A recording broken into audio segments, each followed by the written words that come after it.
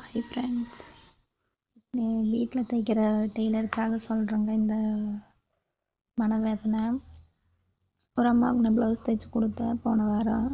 எல்லாமே கரெக்டாக இருக்குது. கழுத்தறுக்க மட்டும் பின்னாடி கொஞ்சம் அதிகமாக போச்சுங்க. அதுக்கு நானும் ஒரு விசேஷத்துக்கு விடிய காலையில் கிளம்பிட்டுருக்கேன். சத்தம் போட்டு, இங்கே பாரு நீ இந்த மாதிரி ஜாக்கெட் போட்டால் எங்கள் பிள்ளைங்க என்னைய செருப்பை கழட்டி அடிப்பாங்க அப்படின்னு சொல்லி கேட்குதுங்க. எனக்கு என்ன அப்படின்னு போய் பார்த்தா கழுத்தறுக்க கொஞ்சம் கீழே வந்துருச்சுங்க. அந்த அம்மாவுக்கு வயசு பார்த்தீங்கன்னா 55 வயசு இருக்கும். அதுக்கு கழுத்தறுக்க இவ்வளோக்கு வைக்க வேண்டாம், என் ப்ளவுஸில் இருக்கிற அளவே வெய்யின்னு சொல்லியிருந்தா கூட பிரச்சனை இல்லைங்க. இப்படி போட்டால் செருப்பை கழட்டி அடிப்பாங்கன்னு சொன்னது எனக்கு ரொம்ப கஷ்டமாக போச்சுங்க.